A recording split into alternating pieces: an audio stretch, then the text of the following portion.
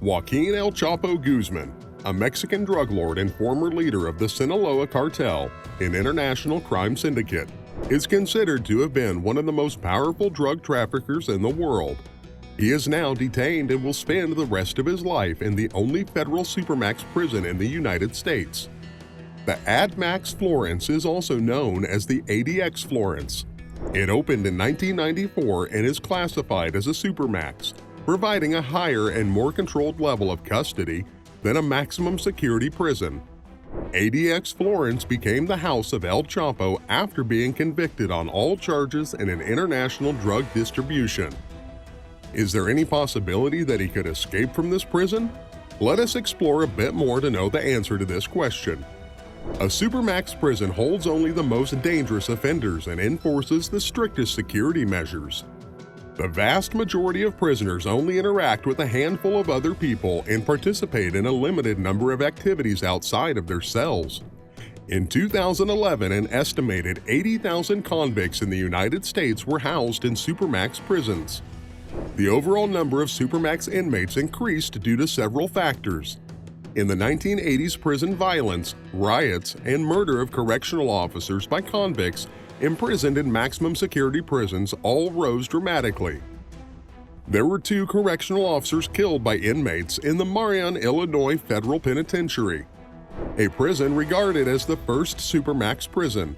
This incident resulted in a 24-hour lockdown for the inmates. More restrictions were imposed and freedom of interaction with the outside world had been bounded. In reaction to the violence in Marion, Illinois, many other states designed their own Supermax programs. Overwhelming public support for the new high-security Supermax units resulted from the 1980s tough-on-crime, pro-punishment mentality, and so ADX Florence had come into existence. Let us look back on the life of Joaquin El Chapo Guzman. He was the boss of the Sinaloa cartel for nearly 25 years and was one of the world's most wanted criminals. According to prosecutors, he led with ruthlessness and brutality. Witnesses confirmed that El Chapo was behind the torture and death of alleged cartel adversaries. Joaquin El Chapo Guzman successfully escaped Mexican prisons twice. The first one was in 2001 by hiding in a laundry cart at Puente Grande in Jalisco. The second time was in July 2015, where he used a mile-long tunnel with electricity and ventilation with the help of his accomplice, Damaso Lopez. He testified at Guzman's trial that he and other members of Guzman's family kept in touch with the drug lord while he was imprisoned in Altiplano, Mexico. The tunnel was built directly into his cell. Mexican Marines and Guzman engaged in a violent gunfight that led to his rearrest. He was extradited to the United States in January of 2017. ADX Florence transformed its facilities into an all-lockdown institution which served as a model for other Supermax institutions. Guzman was sentenced to life imprisonment plus 30 years by Judge Brian Cogan. A former ADX warden, Robert Hood, who is now a C1 journalist, provided CNN with an unvarnished depiction of life in ADX.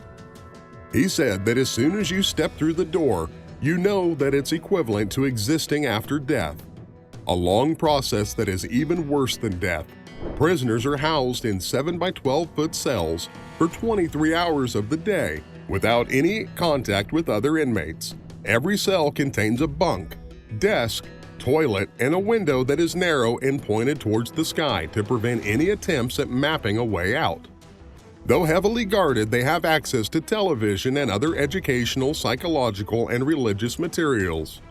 Just a cold comfort in the face of eternal imprisonment, right? Even before El Chapo was brought to ADX, his legal team already requested for an upgraded facility.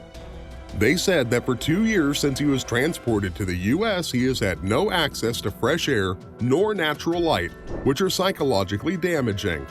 The same request was made when he was transferred to Colorado, where they claim that the situation is even worse, especially during pandemic. Johns Hopkins Bloomberg School of Public Health researchers found that COVID-19 has a substantial influence on the jail system, increasing death and infection rates by 5.5 times higher than the usual. Just to let you know, the ADX Florence, which houses some of the most dangerous convicts in the United States, has not had a single inmate escape since its establishment in 1994. According to Larry Levine, a prison consultant and a former director and CEO of Wall Street, ADX was created for high-profile inmates like El Chapo.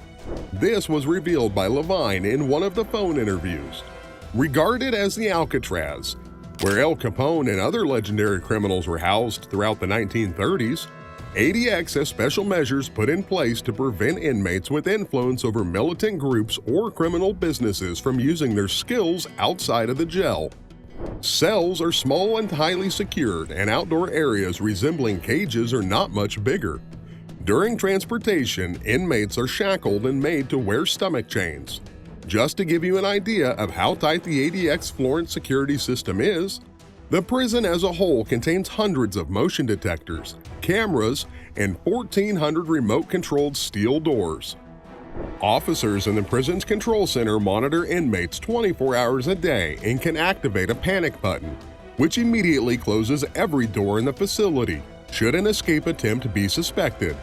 Pressure pads and 12-foot or 3.7-meter razor wire fences surround the perimeter, which is patrolled by heavily armed officers. Do you think Joaquin El Chapo Guzman could make his third escape with a prison like ADX Florence? What do you think of our video today? Let us know your thoughts.